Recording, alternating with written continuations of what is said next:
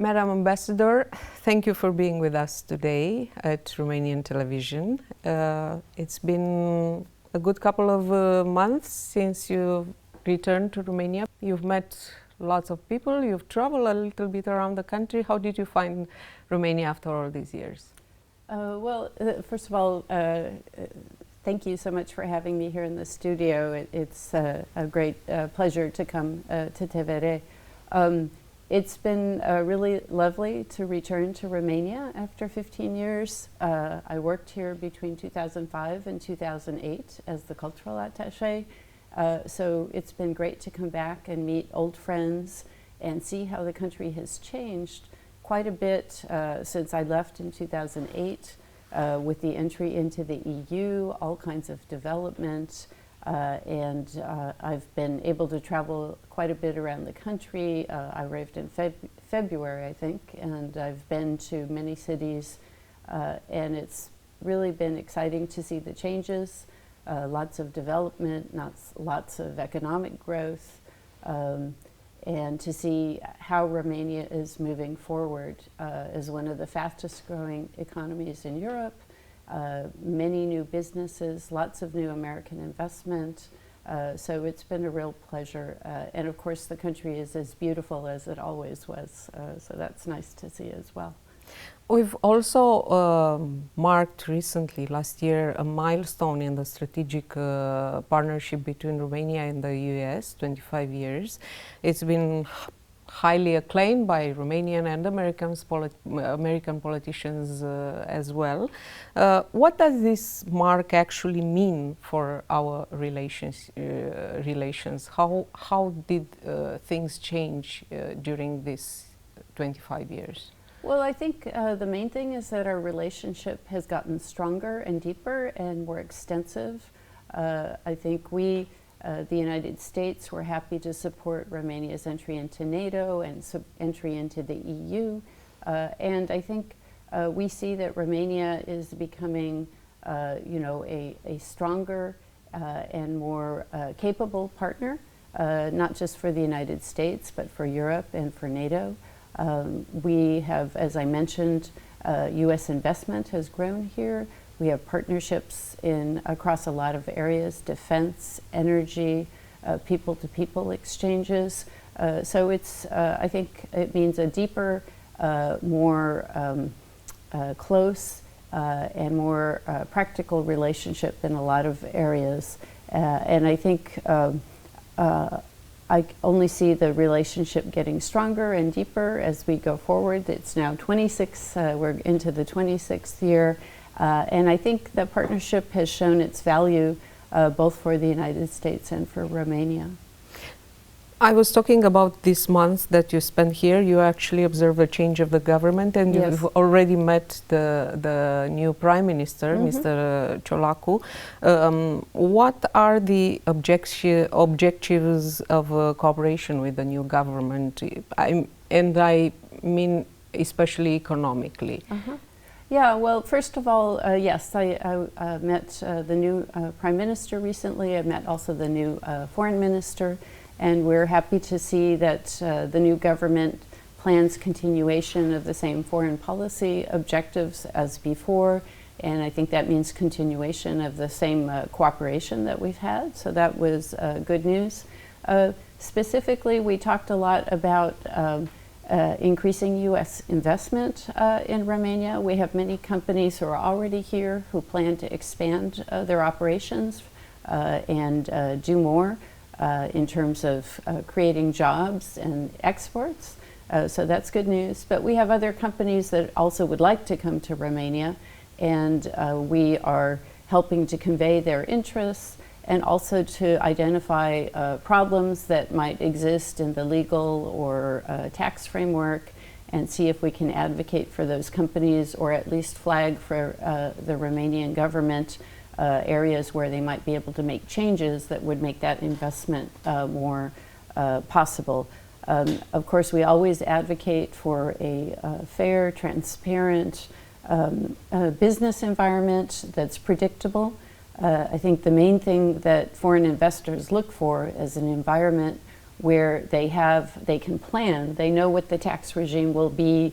They know that there's rule of law, and that if there are any issues, they can go to the courts, and the courts will function properly. So, we support any efforts to improve the overall business environment. How big is this issue now? Because this, during the years, it has been an issue for American companies, yes. This predictability in laws. Would you think that things have changed lately, or? I think things are better. I think things have improved over time. If not, you wouldn't see American companies that are already here expanding their operations, and you wouldn't see the interest. I mean, in any business environment, there are challenges, but I think we see not only positive change over time, but increased willingness by the Romanian government to address those issues.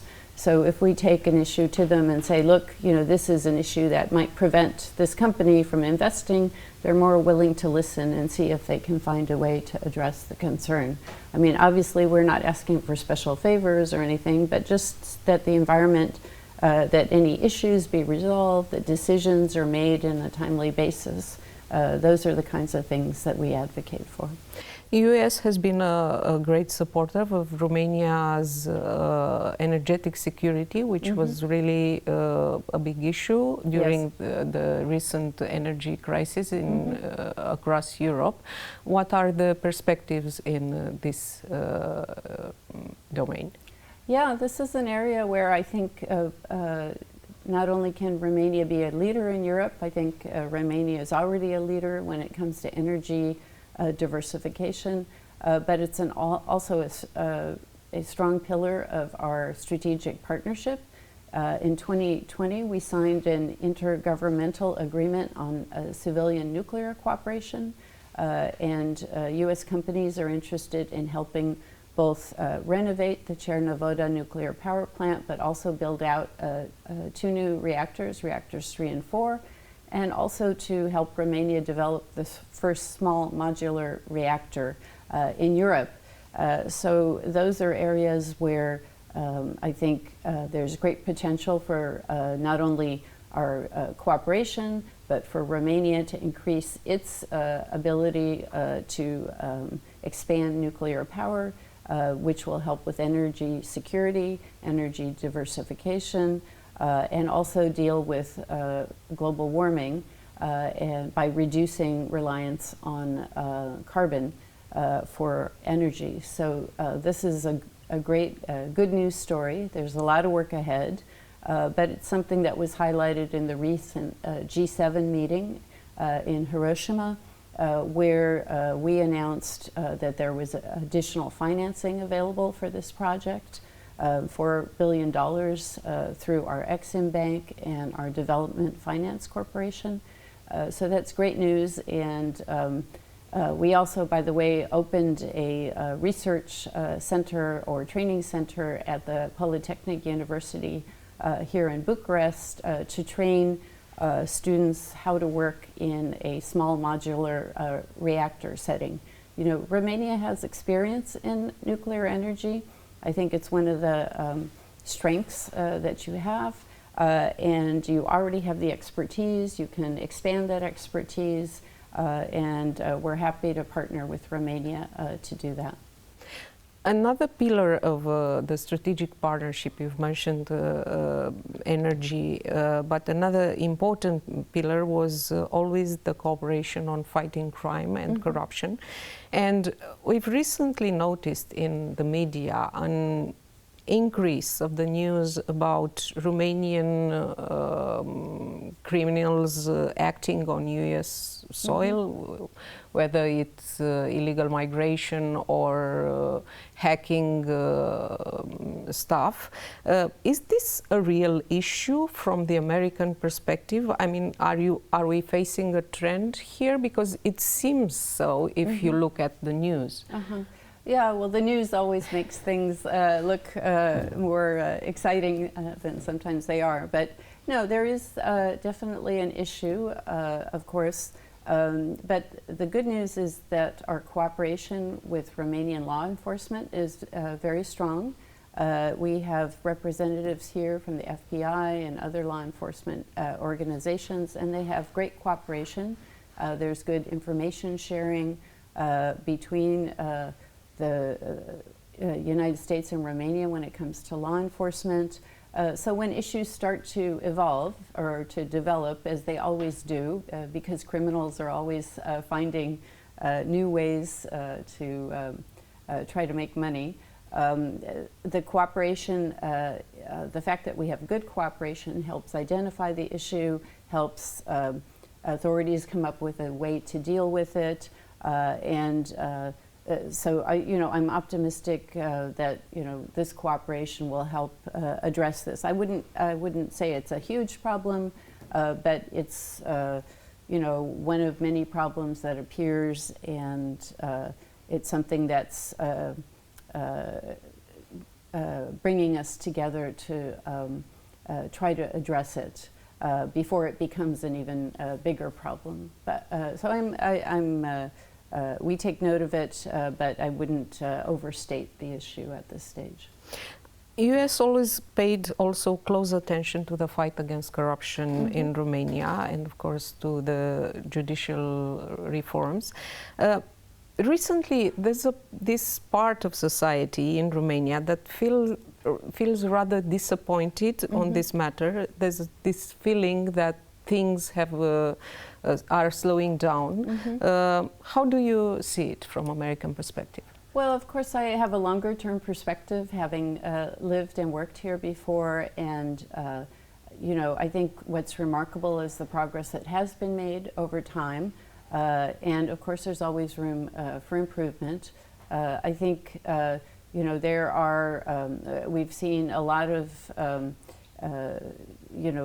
big developments over the years, going back to the establishment of the DNA, for example, and the times when there was a big effort to try to turn things around. And I think generally Romania is going in the right direction, but there are always rooms for improvement. So what we do is try to offer support and expertise in areas where we do see room for improvement. So for example, I know one area that's always a concern, and it's not just a concern in Romania, is procurement. So recently we hosted, for example, a study trip to the United States where we sent senior officials responsible for procurement in different ministries to see how we do it in the US, to see if there are ways to improve the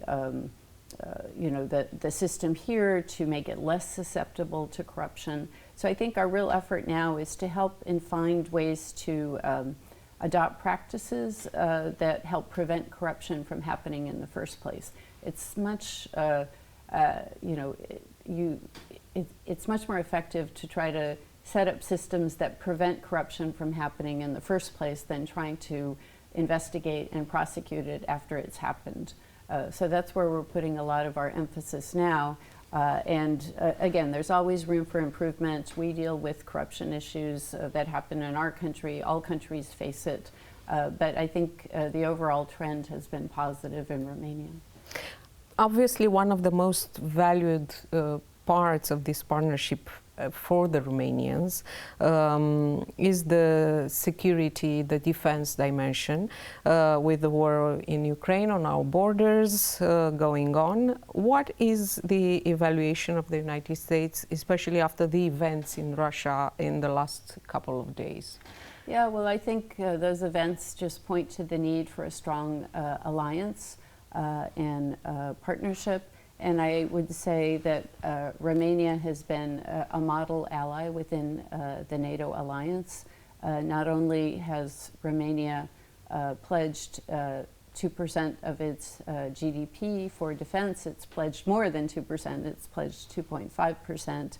And Romania has done a lot of work to improve its defense capabilities, to acquire new systems, to modernize its defense.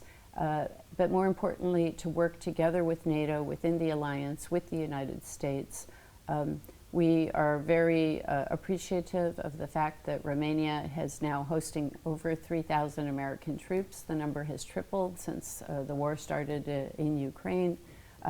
I was just at an exercise, Defender Europe, and watching how seamlessly our troops, Romanian troops and other NATO troops work together.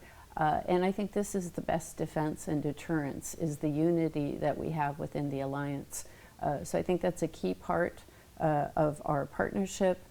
It's very important. Romania is on the on the eastern flank, and the war is right next door. You have felt the impact more than many countries with the arrival of over 4 million Ukrainian refugees. There has been a lot of impact. So I think strengthening the alliance, doing the exercises that we do, continuing with the modernization effort, I think all of that makes the alliance stronger and is a key part of our partnership. What happened in Russia in the last couple of days changes in any way the dynamic of the allies in helping Ukraine and dealing with the war? I don't think that we will see changes in support for Ukraine. I think the events showed the cracks in the facade of Romania or of Russian position. I mean, certainly there were signs of weakness in Russia before this, but this only reinforces the sense that there are issues there. Certainly, if you look at what Russia said it was trying to achieve in its own geostrategic place in Europe, it has done a lot to undermine and weaken its own position, both in terms of creating a stronger NATO alliance, a more unified alliance, in terms of the Ukrainians coming together more strongly, in terms of decreasing Europe's reliance on Russian energy. I mean, I think across the board, they've undercut their own position, and this, the events of the weekend just shows, some of the weaknesses in their facade. Since the beginning of the war, Romania, but also other states in the Eastern Europe, continuously asked for the increase of security here on the eastern flank, with a robust and even permanent allied presence in this country. Is this possible? Well, remember, we've already tripled our presence here in Romania and also in Poland. And I mean, those discussions are ongoing about what our posture should be. And of course, a lot will depend on what's happening to the east. But for the moment, I think you will see, a strong persistence presence here in the eastern flank, and, more training, more cooperation, and obviously we'll evaluate it as developments occur. You've said in a recent interview that one of your objectives is including Romania in the visa waiver program by the end of your mandate. So this is a big frustration for the Romanian public. Where are we now, and what steps remain to be done? Sure, this is an area that I started on working on even before I arrived, meeting with our Department of Homeland Security to understand the program and what steps were needed to bring Romania into the program. Let me say first, before I talk about visa waiver, that it's not difficult for the moment for Romanians to get visas. The vast majority of requests are approved, and we're on track to issue more visas than ever this year. And it's also easy to renew a visa. You can do it online, so people whose visas may be expiring can just go and do it online. But of course it would be simpler not to have to apply, and we recognize that, and this is why the visa waiver program was created. The good news is that Romania has adopted a best practice that we've seen in other countries that have entered the visa waiver program, and that's to appoint a coordinator who will kind of look at all the efforts across the government, because the program requires two things. The first is signing agreements on information sharing that make the program possible, and then we also look at the number of visas that are refused, and we can work together with the government through public education efforts to help bring that rate down to meet the threshold of the program. So we're seeing progress already in these areas. We're working closely on those agreements that I mentioned, and I think the trends are positive. So this is why I say I'm optimistic during my tenure to try to make this happen. We have elections next year here in Romania, but also in the United States. And one of the concerns, both here and across the Atlantic, is the rise of populism as a response to all the crises that we've faced in the last couple of years, the pandemic, the war, the energy crisis. Would you say that there are potential risks to democracy and transatlantic cooperation after next year? One can never predict the future, but I think the basis for our relationship is very strong. And one thing that I feel here in Romania is not just at the government level, but there seems to be strong popular support for a strong relationship with the United States and with the alliance. I have confidence that that will continue to be the case. Of course, elections can always surprise us, but I think the good thing about elections is that they are a very, they bring stability in the sense that you have a regular transfer of power, peaceful transfer of power, and the concerns of the citizens are aired and can be addressed. So looking forward to, I don't want to offer predictions, but I can just say that the fundamentals of our relationship are strong, and I feel confident that those will continue. We are ahead of the traditional celebration of the Independence Day for Americans and their friends all over the world, including Romania. You will host here in Bucharest, and you've chosen the theme of San Diego celebration. Why is that, and what is your message for Americans and their friends here in Bucharest? Well, we chose that theme in part because San Diego is my hometown. So as ambassador, it's a thrill for me to highlight the culture of my hometown and the history and the heritage, which I think is an interesting one. It's unique because of where San Diego is located, on the border with Mexico, on the Pacific Rim. There's a little bit of a different vision because, of course, we're more oriented towards the west and the south, and because we have a strong cultural influence from our Mexican friends. There's a strong Mexican-American population. So there are a lot of interesting things of the culture that we hope to highlight in this event. But I think the main theme of it is the diversity, the ability of a city to integrate all the different types of people, to show respect for all kinds of different origins. So it's a celebration of diversity of San Diego and California, but also of the diversity of the United States. I think our diversity makes us stronger, our ability to work together. So these are the themes that we're highlighting this year in our 4th of July reception. We've come to the end. If you want to say something to your Romanian friends over here. Okay. Mulțumesc frumos pentru acest interviu. Este o mare plăcere pentru mine să fiu din nou în România și am foarte multe, sunt foarte optimistă în ceea ce privește relațiile noastre.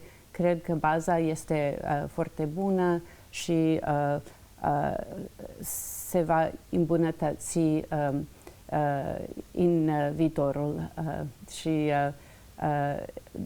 pe de altă parte, este o plăcere pentru mine să vorbesc din nou limba română.